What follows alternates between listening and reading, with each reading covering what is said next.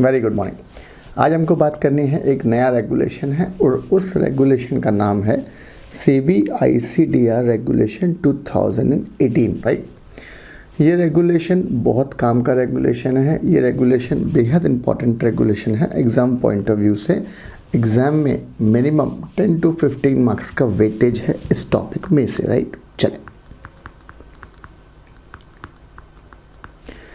हम ICDR की बात करें उसके पहले हम बात करें कि इस रेगुलेशन का बैकग्राउंड क्या है, राइट। चलो, तो फुल फॉर्म है इसका SEBI ICDR 2018, right. SEBI ICDR 2018, and what is the full form of ICDR? ICDR stands for issue of capital and disclosure requirement। अब issue of capital and disclosure requirement 2018। एक बात, इस रेगुलेशन के पहले क्या कोई पुराना रेगुलेशन हुआ करता था? यस, हुआ करता था। उसका नाम था सेबी ICDR रेगुलेशन 2009। क्या 2009 के पहले भी कोई रेगुलेशन था? क्या है था? उसका नाम था SEBI DIP guidelines 2000, right. DIP guideline, disclosure and investor protection guidelines, right. ये था आपका 2000 में गाइडलाइंस थी आपकी। फिर बाद में आया था 2009 जो 10 साल चला। उसके बाद कौन सा इंट्रोड्यूस हुआ है? 2018। एट प्रेजेंट कौन सा वाला इफेक्टिव है? सेबी ICDR 2018। नाउ यहाँ पर शब्द यूज़ करा सब इशू ऑफ कैपिटल, मतलब यहाँ पर जो रेगुलेशंस बनाए गए हैं वो रेगुलेशंस बनाए गए हैं जो भी कंपनी को कैपिटल रेज करना है। अब चाहे वो कैपिटल IPO के फॉर्म में हो, चाहे FPO के फॉर्म में हो, चाहे बोनस शेयर से, राइट इशू से, IDR से, किसी भी तरीके से आप अगर कैपिटल को रेज कर रहे हैं तो वो आपका ICDR फुलफ़िल करना पड़ेगा, राइट। साथ में आपको क्या देने पड़ेंगे? कुछ आपको डिस्क्लोज़र रिक्वायरमेंट भी हैं कि कब कब आपको डिस्क्लोज़र देना पड़ेगा, राइट। चलो, तो यहाँ पर रेगुलेशन एट प्रेजेंट कौन सा एप्लीकेबल है? ICDR रेगुलेशन 2018 एप्लीकेबल है। इसके पहले रेगुलेशन कौन सा हुआ करता था? 2009। एंड 2009 के पहले कौन सा हुआ करता था? SEBI DIP guideline DIP, that is called disclosure and investor protection guidelines 2000 हुआ करती थी। ये हटा, अभी कौन सा इफेक्टिव है? सेबी ICDR 2018। चल, अब हम बात करें यार 2018 के बारे में स्पेसिफिक चीज़ें कि द सेबी इन इस बोर्ड मीटिंग, सेबी ने अपनी मीटिंग की थी सब 21 जून 2018 को। And in this meeting approve the proposal for replacing the SEBI ICDR regulation 2018, right. 21 जून 2018 की मीटिंग में सेबी ने डिसाइड किया था कि भाई हम जो पुराना वाला ICDR रेगुलेशन है उसको हम रिमूव कर रहे हैं और नया वाला 2018 इफेक्टिव होगा। और हम किससे रिमूव कर रहे हैं? With the new ICDR regulation 2018 से रिमूव कर रहे हैं। In continuation to SEBI vide its notification dated 11 सितंबर 2018, इन्होंने नया वाला ICDR पब्लिश कर दिया और जो इफेक्टिव कब से होगा? 60 days from its publication, right. ध्यान से, तो कुल मिला के ये हुआ इसका 2018 का बैकग्राउंड कि भाई 2018 कब आया है? तो 21 जून 2018 की मीटिंग में सेबी की उन्होंने डिसाइड किया कि भाई 2009 का हम रिप्लेस करेंगे और इसकी जगह नया वाला इंट्रोड्यूस करेंगे और नए वाले का नाम क्या होगा? SEBI ICDR regulation 2018। अब 11 सितंबर 2018 को आपने नोटिफाई कर दिया, मतलब हमारे लिए दोनों डेट इम्पॉर्टेंट है। 21 जून भी इम्पॉर्टेंट है एंड 11 सितंबर भी इम्पॉर्टेंट है। ये दोनों डेट आपको याद रखना है। अगर एग्ज़ाम में सवाल आता है ICDR के ऊपर, आप ये दोनों डेट को मेंशन करें, मार्क्स बहुत अच्छे मिलने वाले हैं, राइट। चलो, अब ओवरऑल कितना कंसेप्ट है, क्या क्या है ICDR में, हम वो बात करें तो ICDR में ओवरऑल 12 चैप्टर्स हैं, राइट। ओवरऑल कितने चैप्टर्स हैं यार? 12 तो चैप्टर्स हैं, बट 12 चैप्टर्स में ओवरऑल क्या क्या दिया है वो हम बात करें। सबसे पहला वाला फर्स्ट चैप्टर में बेसिक इन्फॉर्मेशन दी है कि भाई ICDR क्या होता, रेगुलेशन में डेफिनेशन पार्ट भी होगा। चैप्टर 2 बात करता है IPO on main board. Main board बोले तो BSE NSE। राइट इशू के बारे में डिस्कशन है चैप्टर 3 में। FPO फर्दर पब्लिक ऑफर, उसके बारे में डिस्कशन है चैप्टर 4 में। प्रेफरेंशियल इशू, ये टर्म्स क्या होती हैं, राइट, प्रेफरेंशियल इशू क्या होता है, ये हम डेफिनेशन पार्ट में डिटेल में देखने वाले हैं, राइट। QIP की बात है, IPO ऑफ IDR की बात है, इंडियन डिपॉजिटरी रिसिट्स की बात है, राइट इशू ऑफ IDR की बात है, IPO by SMEs, innovators growth platform, bonus issue in miscellaneous provision. तो ओवरऑल 12 चैप्टर्स हैं, 12 चैप्टर्स हैं ICDR रेगुलेशन 2018 में। एंड सारे के सारे रेगुलेशन में, सारे के सारे चैप्टर्स में ये कॉन्सेप्ट्स हमारे कवर हैं, राइट। चलो, बट हमारे सिलेबस में पूरा का पूरा रेगुलेशन कवर नहीं है जो एक्चुअल में पास किया गया था, राइट, बट हमारे चैप्टर्स में मेन रेगुलेशंस कवर हैं, राइट। चलो, तो सबसे पहली बात तो रेगुलेशन कौन सा था यार? 2018 का। एक बात, 2018 के पहले क्या था? 2009 का था ICDR। 2009 के पहले क्या था? DIP गाइडलाइंस 2000 थी, राइट। 21 जून 2018 को सेबी की बोर्ड मीटिंग में डिसाइड किया गया कि भाई हम क्या कर रहे हैं, 2009 को रिप्लेस कर रहे हैं एंड 2018 को लेकर आ रहे हैं। और इसी मीटिंग में 11 सितंबर 2018 को नोटिफिकेशन इशू किया गया था। 11 सितंबर 2018 की डेट को नोटिफिकेशन इशू करके हमने 2009 के ICDR को रिमूव कर दिया और इम्प्लीमेंट कौन सा कर दिया है हमने? 2018 का। चले, अब कौन कौन से इश्यूज आते हैं वो हम बात करें। सब टाइप्स ऑफ इशू की बात करें। एक होता है IPO। IPO stands for initial public offer. इसका मतलब ये है कोई भी कंपनी जो फर्स्ट टाइम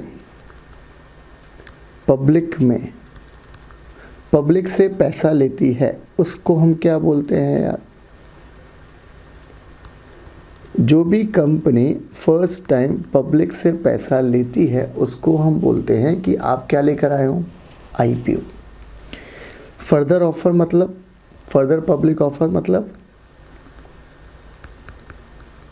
फर्स्ट टाइम के बाद आप कभी भी सेकेंड टाइम पैसा ले रहे हो पब्लिक से तो हम क्या बोलेंगे? आप क्या लेकर आए हो? FPO। ये हुआ आपका IPO मतलब जब भी कंपनी फर्स्ट टाइम पब्लिक से पैसा लेती है, राइट, उसको हम क्या बोलते हैं यार? IPO। अब पब्लिक से पैसा लेती है मतलब पब्लिक एट लार्ज से पैसा लेती है, राइट। मैंने कंपनी इनकॉर्पोरेट करी, मैंने पब्लिक कंपनी इनकॉर्पोरेट करी। पब्लिक कंपनी में n नंबर ऑफ मेंबर्स हो सकते हैं, मैक्सिमम, कोई लिमिट नहीं है।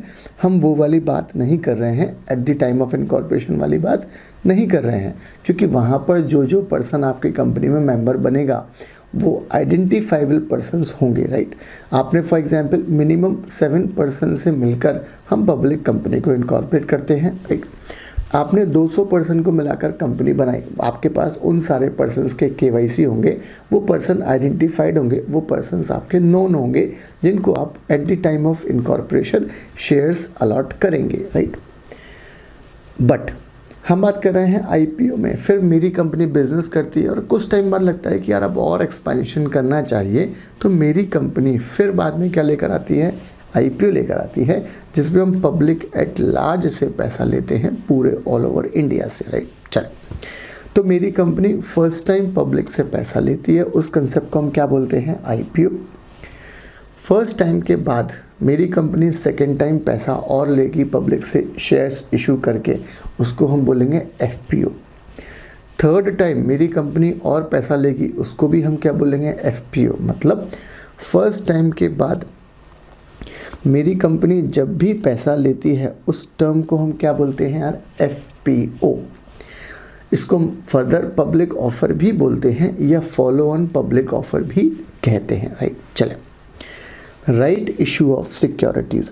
What is right issue of securities? अगर मेरी कंपनी ने एग्जिस्टिंग शेयर होल्डर से, अगर मेरी कंपनी ने एग्जिस्टिंग शेयर होल्डर को शेयर्स इशू किए हैं at a some discount, right, कुछ कम प्राइस पर, जो भी मार्केट प्राइस चल रही है, तो उसको हम क्या बोलेंगे? Right issue. राइट किसको दिया है आपने? एग्जिस्टिंग शेयर होल्डर को।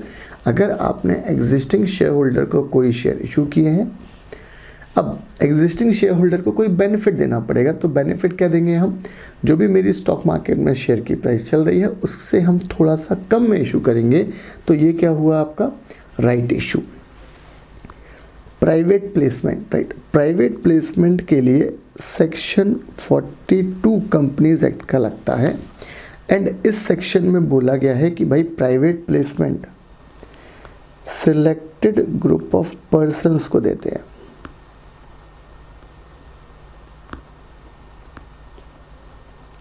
आईपीओ में, एफपीओ में, राइट इशू में हम यहाँ पर पब्लिक एट लार्ज को देते हैं। राइट इशू में हम अपने एग्जिस्टिंग सारे के सारे एग्जिस्टिंग शेयर होल्डर्स को ऑप्शन देते हैं। इन केस ऑफ प्राइवेट प्लेसमेंट यहाँ पर पर्सन्स नोन रहेंगे, हमको सिलेक्टेड ग्रुप ऑफ पर्सन्स को ऑफर देना है। इस कंसेप्ट को हम क्या बोलते हैं यार? Private placement. Preferential issue, right, private placement and preferential issue का कॉन्सेप्ट सेम है। यहाँ पर भी हम प्रेफरेंस देने वाले हैं कुछ सिलेक्टेड ग्रुप ऑफ पर्सन्स को। And QIP stands for qualified institutional placement. For example mutual fund, venture capital fund, FII, insurance company, pension fund, provident fund, ये सारे के सारे कहाँ हुए? QIP में, qualified institution placement, right, agencies, institutions. चले types of issue की बात करें, सबसे पहला है IPO। IPO means an offer of specified securities. Specified securities majorly equity shares की बात करेंगे हम, डेफिनेशन देखेंगे इसकी। कौन दे रहा है? By an unlisted issuer. मैंने फिर बोला है IPO फर्स्ट टाइम पब्लिक से पैसा लेते हैं, उसके बाद मेरी कंपनी लिस्ट होती है, तो मतलब IPO जो भी कंपनी ला रही है वो कंपलसरी क्या होगी? अनलिस्टेड होगी। Unlisted issuer to the public, हम किसको ऑफर कर रहे हैं? पब्लिक एट लार्ज को ऑफर कर रहे हैं। For subscription and includes an offer for sale. And offer for sale क्या होता है? Sale of shares by existing shareholder to the public via company. बहुत ध्यान से। और OFS एक नई टर्म मिली है, it is called OFS, offer for cell. आपने न्यूज़पेपर में देखा होगा बहुत सारी कंपनी OFS लेकर आती हैं। OFS मतलब ऑफर फॉर सेल। बहुत ध्यान से, ऑफर दिया किस पर्पस के लिए? सेल के लिए। तो यहाँ पर ऑफर कौन देगा यार? Existing share holder. और काहे के लिए ऑफर देगा? सेल करने के लिए, टू दी पब्लिक, अपने शेयर्स को सेल करने के लिए। इसको हम क्या बोलते हैं? Offer for cell. तो बहुत बार होता क्या है, कोई भी कंपनी IPO लेकर आ रही है, राइट। आप IPO का देखना, IPO में क्या होता है कि उसमें लिखा रहेगा कि भाई हम फ्रेश कुछ शेयर्स देने वाले हैं, प्लस इसमें OFS बाय प्रमोटर्स होगा। OFS बाय प्रमोटर्स होगा मतलब ऑफर फॉर सेल, प्रमोटर अपने कुछ शेयर ऑफर फॉर सेल में भी देंगे। अगर आप देखना चाहें सब, तो बर्गर किंग का IPO जो आया था, उस बर्गर किंग के IPO में OFS दिया गया था, किसके द्वारा? प्रमोटर्स के द्वारा, राइट। तो ये दोनों चीज़ें शामिल होती हैं IPO में। By an existing holders of such securities in an unlisted issue, right. तो ये कॉन्सेप्ट क्या होता है आपका? IPO मतलब IPO में जो भी फ्रेश का शेयर्स दिए गए हैं, ऑफर दिया गया है अनलिस्टेड कंपनी के द्वारा, वो IPO का पार्ट होगा। या और OFS दिया गया है एग्जिस्टिंग शेयर होल्डर के द्वारा, वो भी किसका पार्ट होगा? IPO का पार्ट होगा।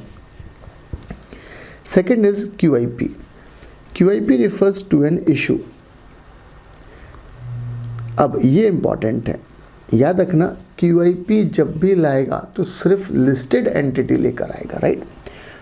अगर कोई QIP अनलिस्टेड कंपनी नहीं ला सकता है, QIP लाने के लिए कंपनी को पहले लिस्ट होना पड़ेगा. लिस्ट के बाद आप क्या लेकर आओगे, QIP लेकर आओगे. और वो भी आप किसको दे रहे हो, पब्लिक को दे रहे हो क्या ना. Qualified institutional buyers, mutual fund, FII, insurance company, provident fund, pension fund, ये सारे के सारे क्या होंगे, इंश्योरेंस कंपनी, ये सारे के सारे क्या होंगे, LIC वगैरह, इनको हम क्या बोलेंगे, qualified institutional buyer. Preferential allotments means to an issue where a listed issuer issues share. याद रखना मैंने फिर बोला था कि भाई प्राइवेट प्लेसमेंट एंड आपका प्रेफरेंशियल इशू, जो टर्म होता है private placement and preferential issue, ये दोनों कॉन्सेप्ट का बेस एक ही है. आप जो शेयर्स ऑफर कर रहे हैं वो सिलेक्टेड ग्रुप ऑफ पर्सन्स को ऑफर कर रहे हो, but private placement public company, private company दोनों ला सकते हैं. प्रेफरेंशियल इशू सिर्फ और सिर्फ कौन सी कंपनी लेकर आएगी यार, लिस्टेड इशूअर. मतलब ये होगी पब्लिक लिस्टेड कंपनी. बहुत ध्यान से, private placement, public company, private company, listed company, unlisted company सब लेकर आते हैं, राइट. पर प्रेफरेंशियल इशू सिर्फ और सिर्फ कौन लेकर आता है, लिस्टेड कंपनी. शेयर्स और convertible securities to a selected group of person in terms of this SEBI chapter 5 of this regulation. उसको हम क्या बोलते हैं, preferential issue. And private placement means refers to an issue where an issuer, क्या word use करा गया है यहाँ पर, इशूअर. प्राइवेट प्लेसमेंट में इन्होंने कौन सा शब्द यूज नहीं करा यार, इन्होंने लिस्टेड अनलिस्टेड इशू नहीं करा, इन्होंने तो वर्ड यूज करा इशूअर, मतलब जो शेयर इशू कर रहा है. Makes an issue of securities to a selected group of person not exceeding 200. But याद रखना प्राइवेट प्लेसमेंट 200 से ज़्यादा लोगों को नहीं दिया जाएगा. Which is neither a right issue nor a public issue. ना तो इसको हम राइट इशू बोलेंगे और ना ही इसको हम पब्लिक इशू बोलने वाले हैं. इसका मतलब प्रेफरेंशियल इशू लिस्टेड इशूअर लाता है, प्राइवेट प्लेसमेंट इशूअर लाता है, राइट. प्रेफरेंशियल इशू में n number of share holder हो सकते हैं प्रपोज जिनको हम ऑफर दे रहे हैं, but in case of preferential private placement as per section 42 of the companies act maximum persons कितने होंगे यार, 200. इससे ज़्यादा को ऑफर नहीं देना है. ऐसा मत समझना कि पब्लिक कंपनी प्राइवेट प्लेसमेंट नहीं ला सकती है. Public company private placement selected group of person को शेयर दे सकती है, बट वो नंबर ऑफ पर्सन 200 से ज़्यादा नहीं होंगे. और याद रखना ये हम अलॉटमेंट की बात नहीं है. 200 क्या है, 200 को हमने ऑफर दिया, मैक्सिमम 200 पर्सन को ऑफर देना है, 200 पर्सन को अलॉटमेंट नहीं करना है. मतलब ऐसा नहीं बोलोगे आप कि मेरी कंपनी ने 2000 लोगों को ऑफ़र दिया और उसमें से हमें मैक्सिमम 200 लोगों को अलॉटमेंट करना है. ऐसा गलत होगा. आपको मैक्सिमम जो ऑफ़र देना है, ऑफ़र ही आपको 200 लोगों को देना है, सिलेक्टेड ग्रुप ऑफ पर्सन को. तो ये कंसेप्ट होता है किसका, प्राइवेट प्लेसमेंट का. चले भाई, एक और कंसेप्ट है राइट इशू का. और राइट इशू मतलब जहाँ पर हम स्पेसिफाइड सिक्योरिटीज़ की डेफिनेशन ICDR में क्लियरली स्पेसिफिक कवर की गई है. By a company to the existing shareholder on a record date मतलब एक डेट फिक्स करते हैं. कंपनीज एक्ट का जो सेक्शन 92-91 है जो बात करता है रिकॉर्ड डेट बुक क्लोजर की, उसके अकॉर्डिंग हम एलिजिबिलिटी आइडेंटिफाई करते हैं कि भाई कौन कौन सा शेयर होल्डर एलिजिबल है मेरी कंपनी का राइट इशू लेने के लिए, राइट. उसके लिए हम रजिस्टर ऑफ मेंबर को क्लोज करते हैं, तो हमें वो डेट होती है उसको हम क्या बोलते हैं, रिकॉर्ड डेट, राइट. अब तो राइट इशू कौन लाएगा, कोई भी एग्जिस्टिंग शेयर होल्डर को देगा, रिकॉर्ड डेट पे देगा, वो भी प्री डिटरमाइंड रेशियो में। मतलब कंपनी ऐसा बोल सकती है जिस पर्सन के पास 5 ओल्ड शेयर हैं उसको हम एक राइट इशू का ऑफर देंगे। अरे भाई फॉर एग्जांपल रिलायंस कंपनी है, सब रिलायंस कंपनी का इक्विटी मार्केट में भाव चल रहा है 2000 रुपये। रिलायंस कंपनी ने बोला हम राइट इशू लेकर आ रहे हैं साहब 1700 रुपये पे, 1700 रुपीज़ पे। अगर इसमें रेशियो डिफाइन नहीं करे तो हर व्यक्ति ले लेगा, 300 रुपये डिस्काउंट पे मिल रहा है राइट इशू। बट लॉ ने क्या बोला है कि भाई राइट इशू में आपको existing shareholder as on the record date in a predetermined ratio, आपका रेशियो क्या होगा पहले से डिटरमाइन होगा, राइट, कि भाई किसको कितने शेयर्स देना है। और कंपनी यही बोलेगा कि भाई 5 जिसके पास जो एग्जिस्टिंग शेयर होल्डर हैं जिनके पास 5 शेयर्स हैं उनको एक राइट इशू का मज़ा मिलेगा। मतलब अगर मेरे पास 50 एग्जिस्टिंग शेयर्स हैं तो मुझे कितने मिलने वाले हैं, 10 मिलने वाले हैं। चल, तो ये बहुत सारी टर्म्स थी जो हमने बात करी टाइप्स ऑफ इशू में। IPO, FPO मतलब फॉलो ऑन पब्लिक ऑफर या फर्दर पब्लिक ऑफर। फिर हमने बात करी QIP में कि जो क्वालिफाइड बायर्स हैं उनको हम मौका देते हैं। बट याद रखने वाली बात क्या है, QIP सिर्फ और सिर्फ लिस्टेड इशूअर लेकर आता है, अनलिस्टेड इशूअर QIP नहीं ला सकता, राइट। फिर हमने बात करी preferential allotment and private placement. Private placement में वर्ड क्या है, इशूअर स्पेसिफाइड सिक्योरिटीज इशू करता है। एंड प्रेफरेंशियल अलॉटमेंट में वर्ड है लिस्टेड इशूअर, राइट। मतलब हमको ये समझ में आ गया कि अनलिस्टेड पब्लिक कंपनी भी प्रेफरेंशियल अलॉटमेंट नहीं ला सकती है, ये डिफरेंस है। बट दोनों का बेस वही है कि भाई सिलेक्टेड ग्रुप ऑफ पर्सनस को करना है। प्राइवेट प्लेसमेंट में रिस्ट्रिक्शन लगा दी कितने परसेंट की, 200। But in case of preferential allotment में कोई रिस्ट्रिक्शन नहीं है। राइट इशू की बात करी, राइट इशू सिर्फ और सिर्फ एग्जिस्टिंग शेयर होल्डर को देना है। एक बात, रिकॉर्ड डेट पर हमको आइडेंटिफाई करना है कौन कौन शेयर होल्डर एलिजिबल है, और वो भी प्री डिटरमाइंड रेशियो में हमको राइट इशू देना है, राइट। तो ये सारी चीज़ें आपको ध्यान में रखनी पड़ेगी इन case of types of issue में, राइट। हमने बात की है किस चीज़ की यार, टाइप्स ऑफ इशू की, public IPO, FPO, right issue, private placement, preferential allotment and QIP की। चल अब हम बात करें डेफिनेशन पार्ट की। एंड ये डेफिनेशन पार्ट बेहद इंपॉर्टेंट कॉन्सेप्ट है, आपको ये डेफिनेशंस याद होना चाहिए। क्यों? क्योंकि हम बहुत सारे टर्म्स फ्रीक्वेंटली यूज़ करेंगे in between of our discussion, right.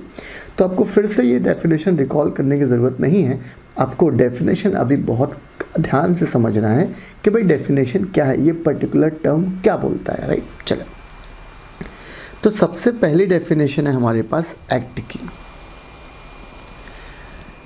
In this SEBI regulation 2018, जब हम वर्ड यूज़ करेंगे एक्ट मतलब हम बात करेंगे सेबी एक्ट 1992 की, राइट। जब भी हम वर्ड यूज़ करेंगे एक्ट तो वहाँ पर कंपनीज एक्ट, कॉम्पिटिशन एक्ट नहीं आएगा, वहाँ पर सिर्फ और सिर्फ कौन सा एक्ट आएगा, सेबी एक्ट 1992 आएगा, राइट। एक बात। सेकेंड डेफिनेशन इंपॉर्टेंट वन, और ये बात कर रहा है यार एंकर इन्वेस्टर, बहुत ध्यान से। हमने बात करी भाई QIP की डेफिनेशन, याद रखना एंकर इन्वेस्टर एक इन्वेस्टर है, राइट, जिसको हम QIB, ये भी एक तरह का क्वालिफाइड इंस्टीट्यूशनल बायर होता है। इसका मतलब हमें समझ में आ गया कि भाई ये इंडिविजुअल तो नहीं है, क्योंकि वर्ड क्या है, institutional buyer.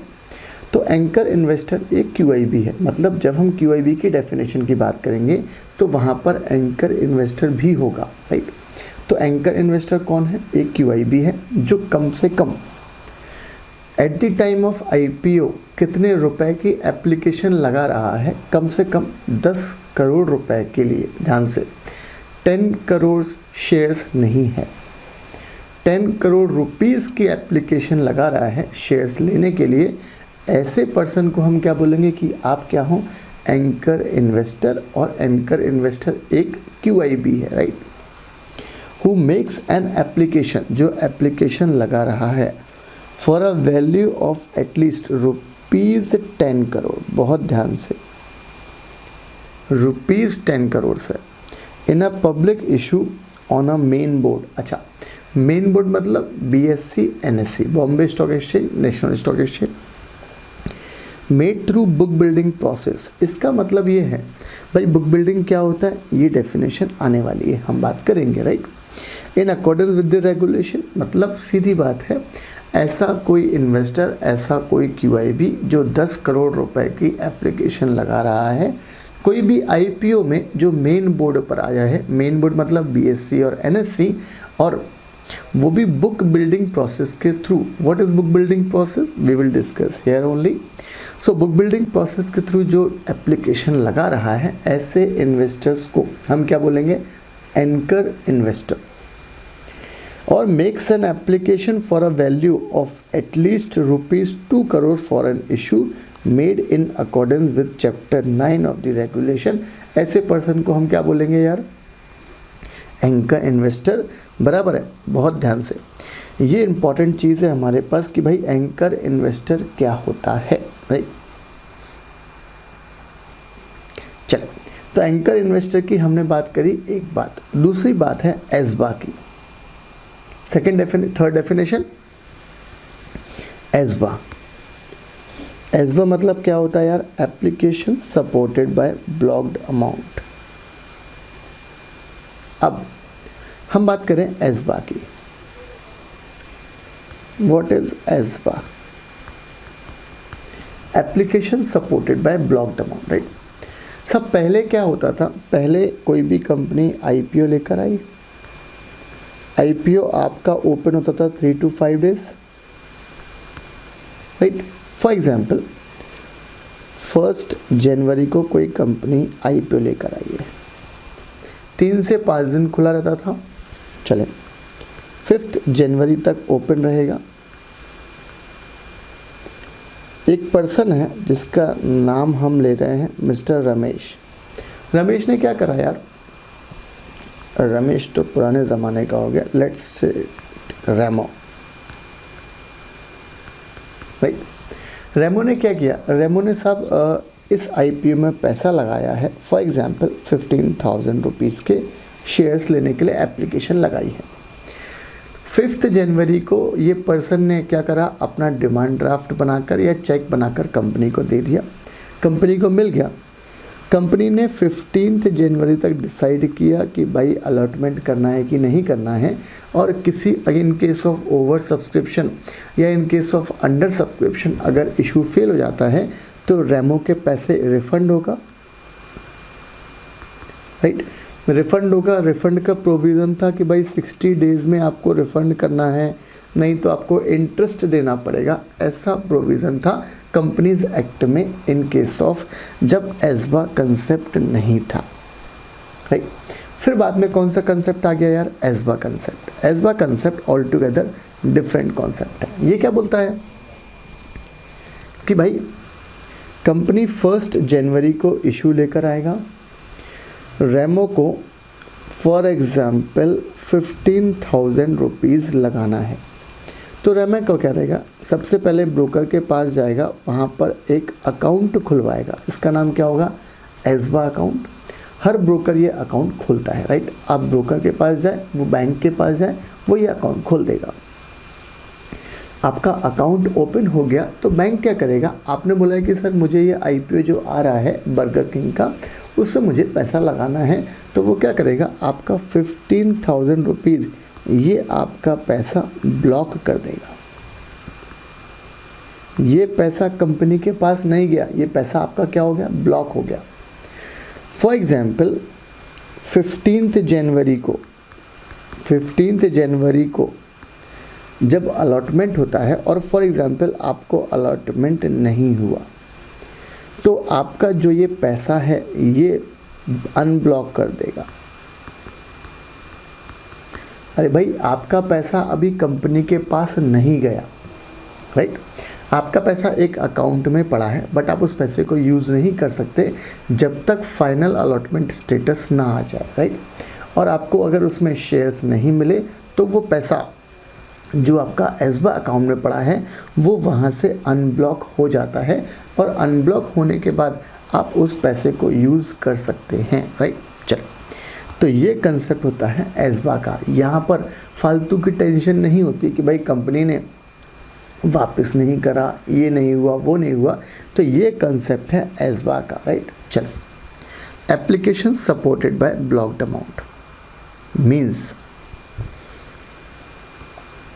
N application for subscribing to a public issue या राइट इशू। आप चाहे पब्लिक इशू में पैसा लगा रहे हो, चाहे आप राइट इशू में पैसा लगा रहे हो, along with an authorisation to self certified syndicate bank to block the application money in a bank account. आपका पैसा कहीं नहीं गया, आपका पैसा कंपनी के पास नहीं गया, आपका पैसा आपके पास भी नहीं है, आपका पैसा तो इंडिपेंडेंटली एक अकाउंट में ब्लॉक है till the final allotment status. अगर आपको शेयर्स मिल गए,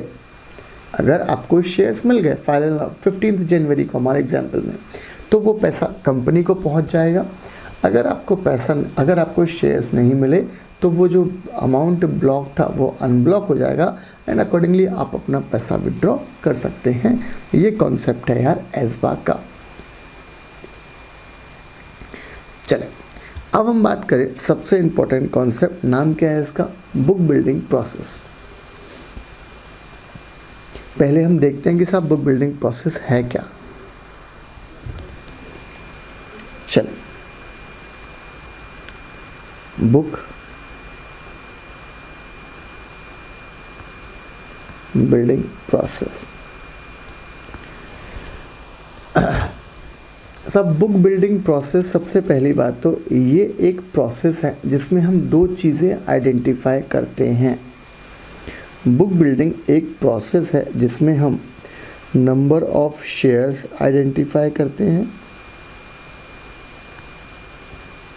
और किस प्राइस पर ये शेयर्स इशू किए हैं वो आइडेंटिफाई करते हैं। बहुत ध्यान से, बुक बिल्डिंग एक प्रोसेस है जिसमें हम दो चीज़ें आइडेंटिफाई करते हैं, एक तो नंबर ऑफ शेयर्स और प्राइस। कितने नंबर ऑफ शेयर्स पब्लिक लेना चाहती है और किस प्राइस पर लेना चाहती है, ये दोनों तरीके के चीज़ें आइडेंटिफाई करने के लिए हम बुक बिल्डिंग प्रोसेस का सहारा लेते हैं। अच्छा, एक चीज़ और, मेरी कंपनी अगर कोई भी इशू ला रही है तो आपके पास दो ऑप्शन हैं। आप फिक्स्ड प्राइस इशू पर लेकर आ सकते हैं। कौन से इशू पर? फिक्स्ड प्राइस इशू पर। या फिर आप बुक बिल्डिंग प्रोसेस के थ्रू भी ला सकते हैं। भाई बहुत ध्यान से, अब आपके पास दो ऑप्शन है। मेरी कंपनी को आईपीओ लेकर आना है, आप आईपीओ दो तरीके से ला सकते हैं। फिक्स्ड प्राइस इशू पे भी ला सकते हैं, मतलब कंपनी ने बोल दिया कि भाई मैं 120 रुपीज़ में शेयर्स देना चाहता हूँ, तो आप 120 रुपये में इशू करें। पब्लिक ले ना ले, अंडर सब्सक्रिप्शन हुआ, ओवर सब्सक्रिप्शन हुआ, वो आपकी किस्मत है, राइट।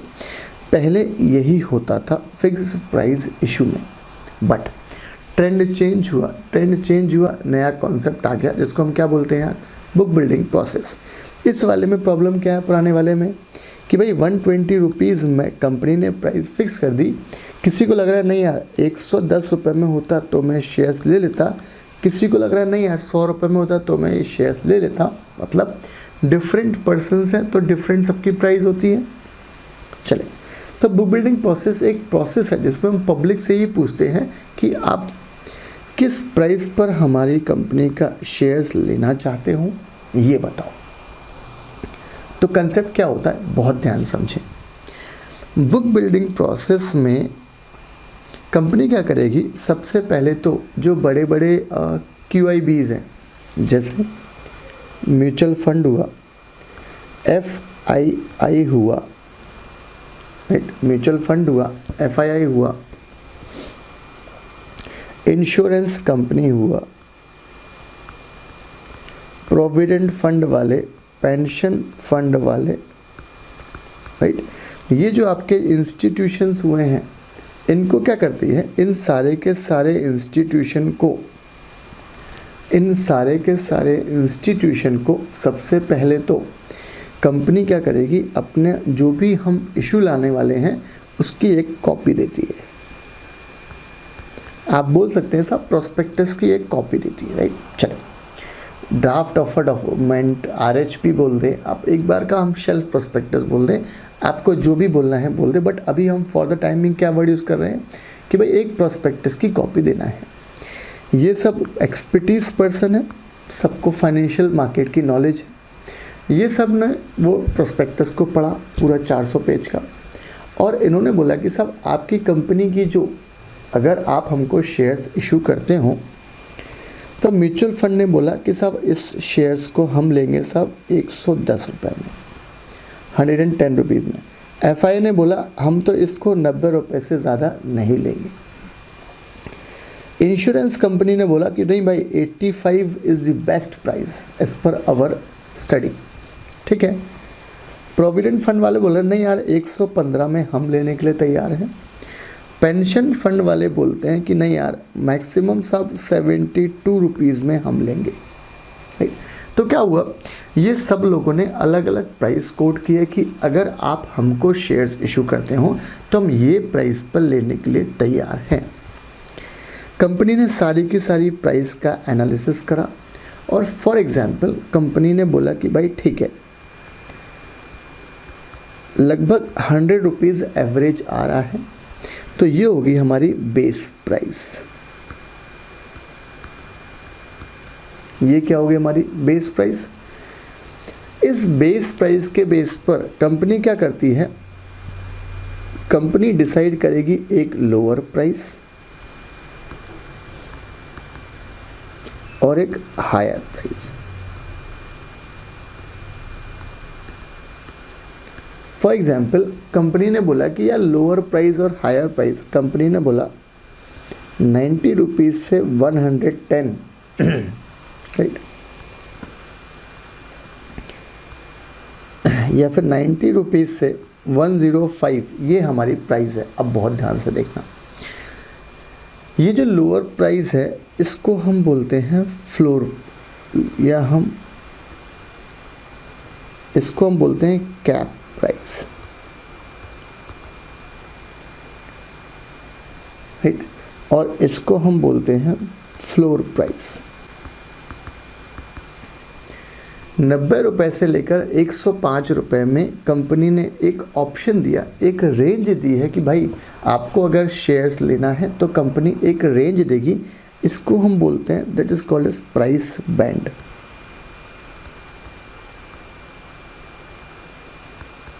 प्राइस बैंड मतलब ये एक रेंज लिए हैं 90 रुपीज़ से लेकर 105 तक, इसको हम क्या बोलेंगे यार, price band.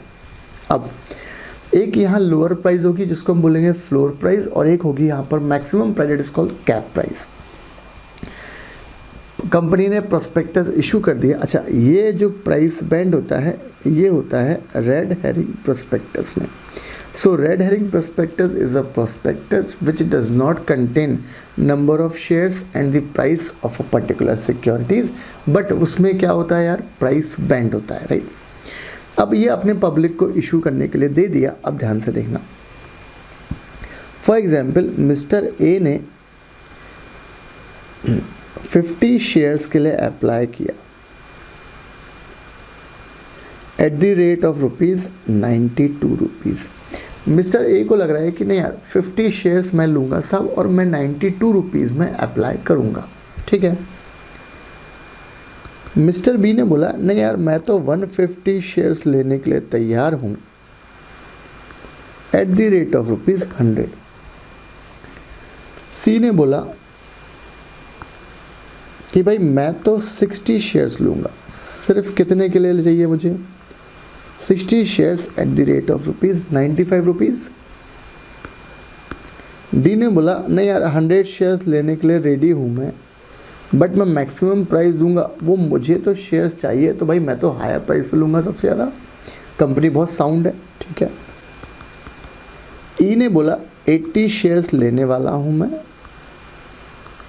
At the rate of ₹90 base price पे, राइट, फ्लोर प्राइस पे ध्यान, and accordingly so on.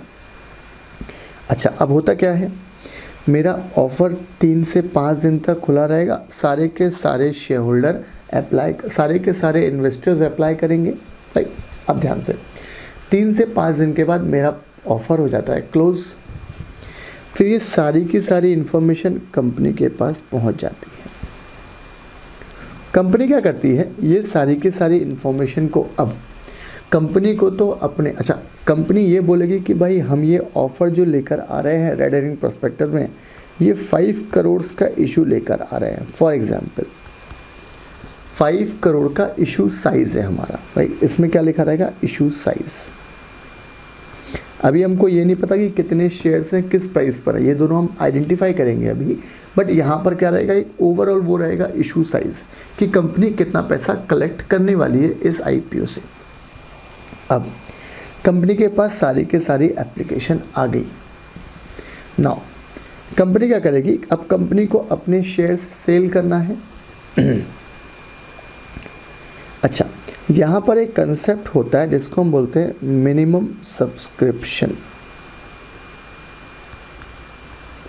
Minimum subscription मतलब लॉ में बोला गया है कि आपका हम IPO को सक्सेसफुल कब मानेंगे, जब कम से कम 90% शेयर्स आपके सब्सक्राइब्ड हो गए हों, ईदर बाय पब्लिक और bye underwriter, right.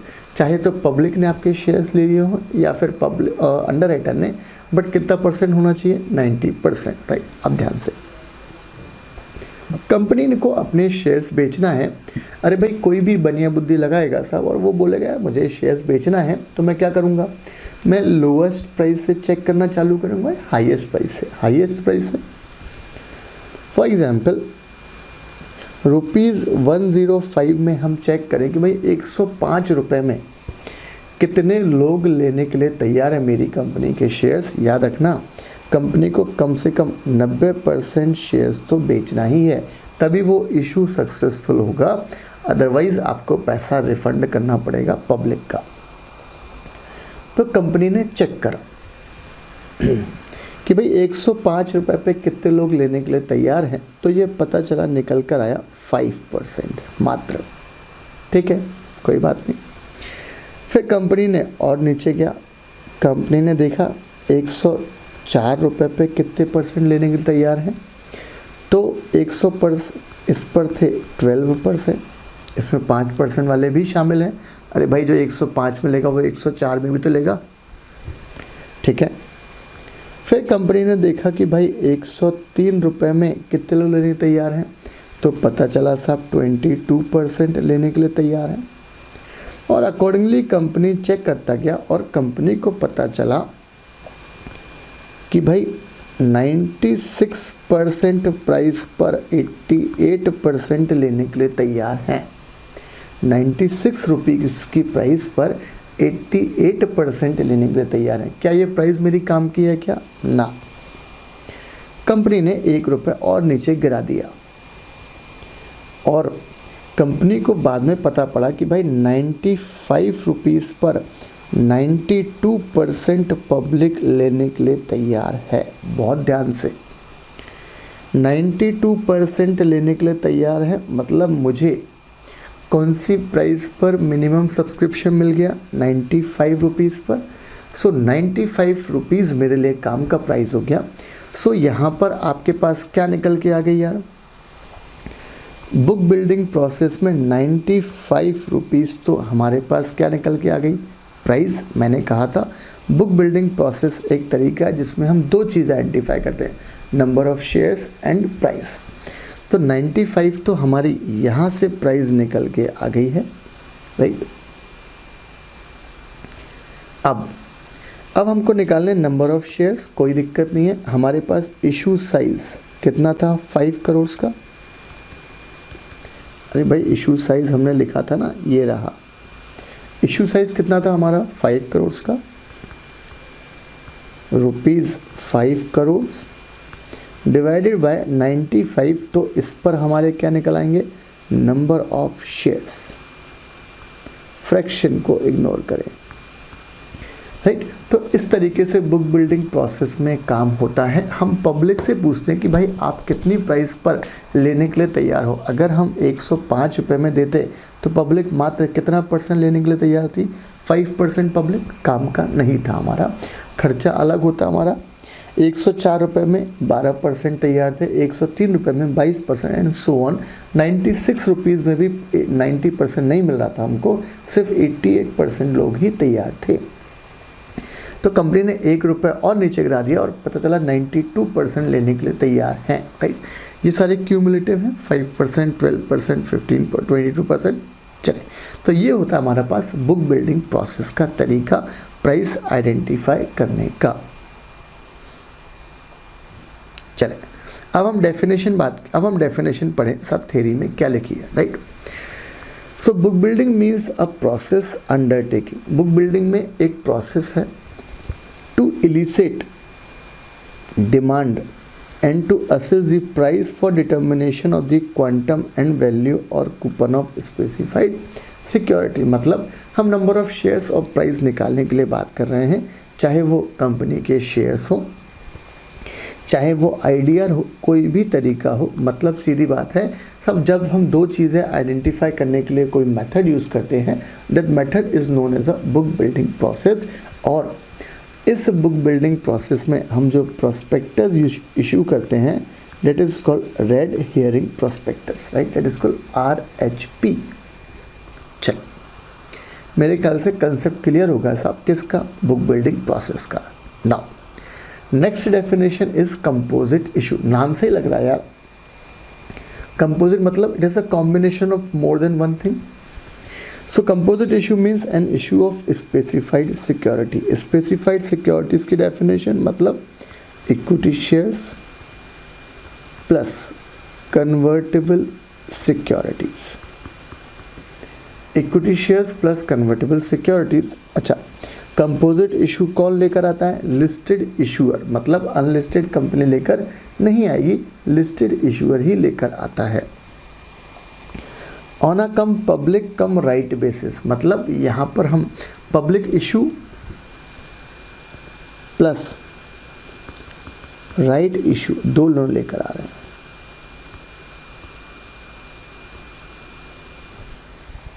Where an allotment in both public issue and right issue simultaneously होगा, दोनों एक साथ में अलॉटमेंट होगा।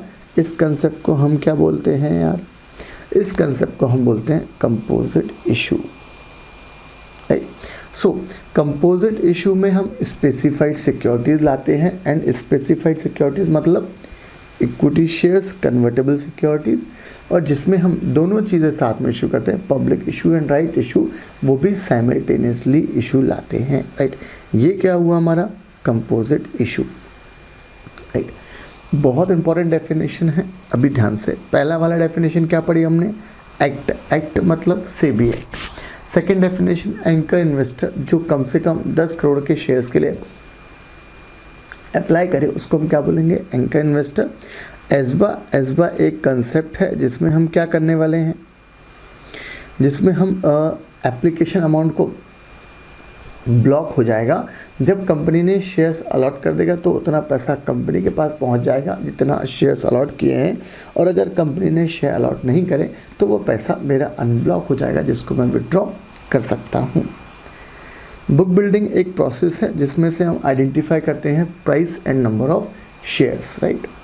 एंड कंपोजिट इशू में क्या होता है सब? हम दो चीज़ें साथ में लेकर आते हैं, right issue and public issue, right. चलो नेक्स्ट पार्ट डेफिनेशन का। अब कन्वर्टेबल डेट इंस्ट्रूमेंट, नाम से ही लग रहा है यार, convertible debt instrument means an instrument है। अच्छा, क्या शब्द है यार? डेट है। डेट है तो इंडेप्टनेस क्रिएट होगी, एक्नॉलेजमेंट होगा कोई लायबिलिटी का, विच क्रिएट्स और acknowledge indebtedness and is convertible into. याद रखना, कोई भी कन्वर्टेबल सिक्योरिटीज़ होगी वो फ्यूचर में कंपल्सरी सिर्फ और सिर्फ इक्विटी शेयर्स में ही कन्वर्ट होगी, प्रेफरेंस शेयर्स में कन्वर्ट कभी नहीं होती है। Into equity shares of the issuer at a later date, obviously भविष्य में होगी। Without the option of the holder of the instrument whether constituting a charge on the assets of the issuer और not, भले वो secured हो या unsecured हो। अरे भाई चार्ज है मतलब सिक्योर्ड है, राइट। चले, तो ये हमारे पास क्या हुआ है, convertible debt securities. And convertible securities means a security which is convertible into exchangeable with equity shares of the issuer at a later date with और without the option of the holder of security and includes convertible debt instrument, convertible preference shares. इसको हमने क्या बोला है, convertible shares. आप बोलोगे sir इसमें और इसमें क्या डिफरेंस है, यहाँ पर डेट है और डेट होगा तो एक्नॉलेजमेंट होगा, यहाँ पर प्रेफरेंस शेयर्स कवर नहीं होगा, बट यहाँ पर प्रेफरेंस शेयर्स भी कवर होगा, राइट। मतलब कन्वर्टेबल सिक्योरिटीज वाइडर टर्म है, convertible debt instrument narrow term है, राइट। आगे डेफिनेशन है DSE की। अच्छा, DSE मतलब क्या होता है, कंसेप्ट क्या होता है, इंडिया में जो भी स्टॉक एक्सचेंज है,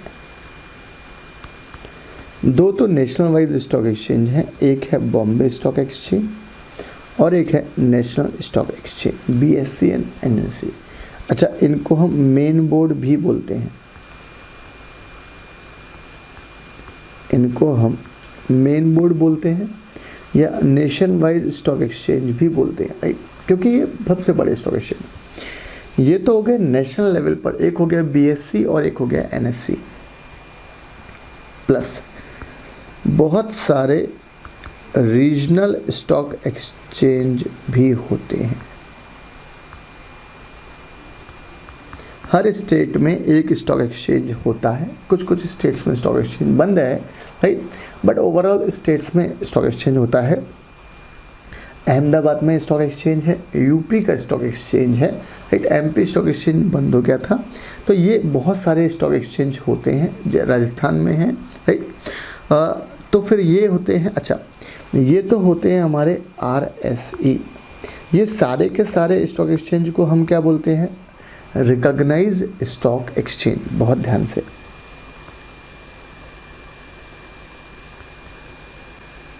इनको हम क्या बोलते हैं यार, रिकॉग्नाइज स्टॉक एक्सचेंज। और जिस टाइम पर मेरी कंपनी को अपने शेयर्स लिस्टिंग कराने के लिए एप्लीकेशन देनी पड़ती है, देन आपको एक से ज़्यादा स्टॉक एक्सचेंज को अप्लाई करना पड़ता है। So out of this RSE जो भी आपने सेलेक्ट किए हैं स्टॉक एक्सचेंज, उनको हम क्या बोलते हैं, designated stock exchange. For example आपने BSE and Ahmedabad stock exchange की बात की है, राइट, ADH। आपने अहमदाबाद स्टॉक एक्सचेंज बात की है, ये क्या हुआ आपके, ये दोनों क्या हुए, DSE। सो DSE means RSE, right, DSE भी क्या है, RSE है। Having a nation wise trading terminal chosen bye a issuer on which securities of the, याद रखना यार, आज के दिन में बात करें तो जितने भी नॉर्मली वो दोनों NSE और BSE ही DSE होते हैं। Propose to be listed for the purpose of particular issue of specified security under this regulation, provided that the issuer may choose to a different RSE as a DSE for a subsequent issue of specified securities। अभी company IPO लेकर आई है, अभी आपने identify करा के इसको Ahmedabad stock exchange को, Bombay stock exchange को, बाद में आप FPO लेकर आओगे तो आप नेशनल स्टॉक एक्सचेंज को और UP स्टॉक एक्सचेंज को आइडेंटिफाई कर सकते हो, राइट। चले आगे डेफिनेशन है एम्प्लॉय की। Employee means a permanent employee working in India और आउटसाइड इंडिया। एम्प्लॉय मतलब जो कहाँ पर काम कर रहा है, इंडिया में, आउटसाइड इंडिया में, ऑफ द इशूअर और ऑफ द प्रमोटर्स या subsidy company of the issuer और director of the issuer whether whole time है या नहीं है, एंड डज नॉट इंक्लूड, याद रखना इन सब को हम एम्प्लॉयज़ में काउंट नहीं करते हैं। प्रमोटर काउंट नहीं होता है एम्प्लॉयज़ में, लॉजिकल चीज़ सही है। A person belonging to the promoter group को भी शामिल नहीं करते हैं, सही है। A director who either himself or herself or through their relative through any body corporate directly indirectly hold more than 10% of the outstanding equity shares of the issuer, उसको जिसके पास 10% या ज़्यादा के शेयर्स है उसको भी हम एम्प्लॉय में काउंट नहीं करेंगे, ऐसे डायरेक्टर को भी, right. Provided that for the purpose of stock option scheme, मतलब ESOP वगैरह, employee shall have the same meaning as assigned to it under the SEBI share based employee benefit regulation 2014, right. तो वो same definition होगी। आगे draft letter of offer मतलब क्या? Draft letter of offer means the draft letter of offer filed with the board, board मतलब SEBI board, in relation to right issue under this regulation, right. इसको हम क्या बोलेंगे? Draft letter of offer, right. तो यहाँ तक हमारा पास डेफिनेशन का फर्स्ट पार्ट था। सब याद रखना, बेहद इंपॉर्टेंट डेफिनेशन है। हमने बहुत सारी डेफिनेशन डिस्कस की हैं। सबसे पहले हमने एक्ट की डेफिनेशन डिस्कस की, फिर हमने डिस्कस किया anchor investor, book building process, ASBA की डेफिनेशन, कंपोजिट इशू की definition, convertible debt instrument, convertible securities, DSE, employ, RSE and draft letter of offer की डेफिनेशन की बात की है। याद रखना, एम्प्लॉय की डेफिनेशन क्यों डिस्कस की है? क्योंकि भाई बहुत कंपनियां जो IPO लेकर आती हैं वो अपना IPO में कुछ % शेयर्स रिजर्व कर देते हैं अपने एम्प्लॉयज़ के लिए, राइट। चलो